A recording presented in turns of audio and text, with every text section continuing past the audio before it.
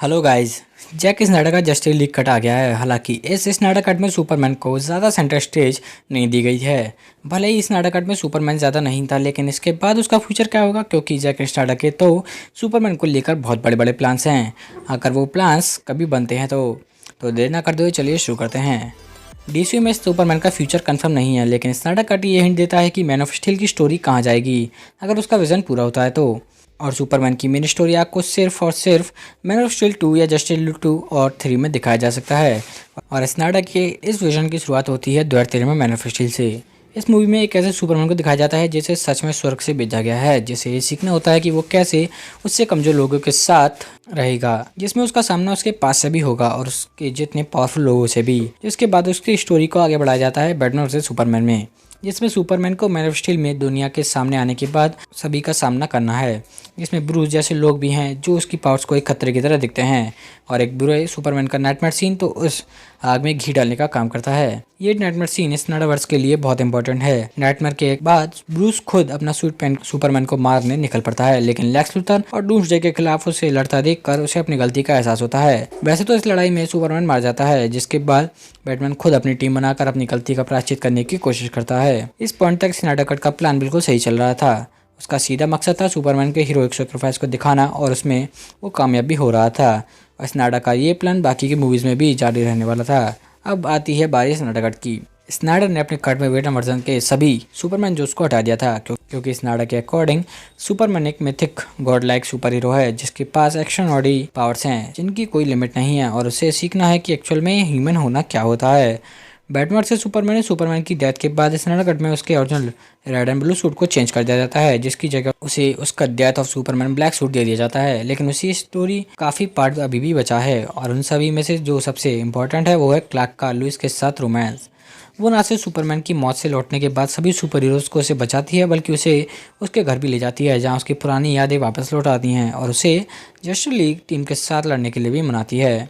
Superman का Louis के साथ रिलेशन ही उसकी स्टोरी आपको आगे बढ़ा सकता है। और वैसे भी स्नाइडर कट में उसकी स्टोरी का एक तिनकावर हिस्सा ही दिखाया गया है, क्योंकि इसमें सुपरमैन की एंट्री ही 3 घंटे बाद होती है, और उसमें भी वो अपना ज़्यादातर टाइम सुपर हीरोज़ और स्टेपनवुड से लड़ने में गुजार देता है। ये तो था सुपरमैन का अभी तक का स्नाइडरवर्स में प्रेजेंट, लेकिन उसका फ्यूचर क्या है ये मैं बताऊंगा। तो स्टार्ट करते हैं जस्टिस लीग 2 से।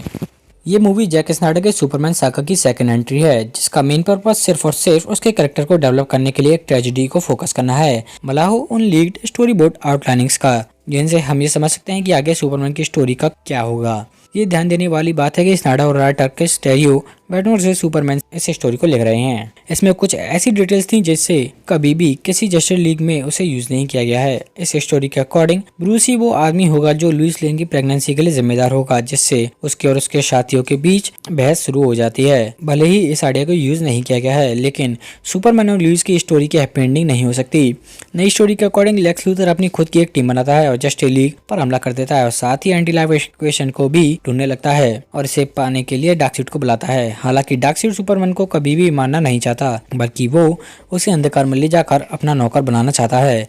इसलिए वो सुपरमैन को मारने के बजाय अपनी ओमेगा बीम से लुइस लेन को मार देता है, जिसके बाद वो एक दुखी सुपरमैन पर अपना कंट्रोल पा लेता है। सुपरमैन की इच्छा खत्म हो जाती है, जिसके बाद वो अपनी लेजर बीम से लेक्स लूथर को मार देता है और डार्कसीड को दुनिया जीतने में मदद करता है। ये पूरा का पूरा सीक्वेंस नाइटमेयर सीन फ्यूचर का है, जिसका छोटा सा हिस्सा हम पहले ही बैटमैन वर्सेस सुपरमैन और स्नाइडर कट में देख चुके हैं। अब आते हैं स्नाइडरवर्स की लास्ट मूवी जस्टिस लीग 3 पर। जस्टिस लीग 3, जिसे स्टोरी बोर्ड में जस्टिस लीग 2 के नाम से डाला गया था। ये नाम इसे इसलिए दिया जाता है ताकि ये दिखाया जा सके कि ये मूवी 2 पार्ट्स में डिवाइड है। ये मूवी एक नई जस्टिस लीग को कलेक्ट करती है, जिसमें ग्रीन लैंटर्न, डेडशॉट और मीरा इविल सुपरमैन का सामना करेंगे। वो खुद को कुर्बान कर देते हैं ताकि फ्लैश साइबोर्ग की कॉस्मिक ट्रेडमिल का यूज करके टाइम में वापस जा सके, और ब्रूस को डार्कसीड के बारे में वार्न कर सके। एक ड्रामेटिक क्लाइमैक्स में फ्लैश के पास ब्रूस तक पहुंचने के लिए ज्यादा टाइम नहीं था कि वो उसे बता सके कि वही लुइस के बच्चे का बाप है। हालांकि प्रेगनेंसी का ड्रामा तो खत्म हो चुका है, लेकिन इसका मेन पॉइंट ये है कि ब्रूस को लुइस को बचाने के लिए खुद को ओमेगा बीम के सामने डालना है, ताकि वो लुइस को बचा सके और सुपरमैन वापस से ह्यूमैनिटी की साइड आ जाए। स्नाइडर का मेन सिंबॉलिक थीम तो इसके बाद आता है। जैसे ही डार्कसीड की आर्मी अर्थ के सुपर हीरोज मिलिट्री थेमिस्कीरा और अटलांटिस पर अटैक करती है, तो सुपरमैन उन्हें फिर से एक साथ आने के लिए कहता है, और ये होता भी है। ये सीन का हिस्ट्री वर्जन हमें पहले ही स्नाइडर कट में दे चुके हैं, जिसमें अर्थ के पुराने हीरोज, गॉड्स और ह्यूमंस मिलकर डार्कसाइड को हराते हैं। जस्टिस लीग 3 के एंड होने तक सुपरमैन अब और ज़्यादा इंसान बन चुका था। उसने खुद को इंसानों के बीच पहचान लिया था, एक गॉड जो इंसानों के बीच है। और लास्ट आते आते वो खुद को पहचान लेता है, जिसमें वो वापस अपनी पुरानी क्लार्क कैंट वाली लाइफ में चला जाता है। वो फिर से लुइस लेन के साथ जुड़ जाता है और ब्रूस लुइस के बच्चे को पालता है, जो कि फ्यूचर का अगला बैटमैन होगा। जहां जैक स्नाइडर ने सुपरमैन को अपनी मूवीज के सेंटर फोकस बनाया था, वहीं डीसीयू सुपरमैन को सिर्फ एक पोस्टर बॉय की तरह दिखाना चाहता है। 2017 में हेनरी कैविल के इंटरव्यू के अकॉर्डिंग उसके पास जस्टिस लीग के बाद एक और मूवी का कॉन्ट्रैक्ट है, लेकिन अभी तक ऐसी कोई मूवी का कंफर्मेशन डीसीयू की तरफ से आया ही नहीं है। डीसीयू सिर्फ वंडर वुमन, एक्वामैन और शज़ाम के बड़े प्रोजेक्ट को लेकर ही एक्साइटेड लग रही है, जबकि सुपरमैन कहीं और ही दिख रहा है।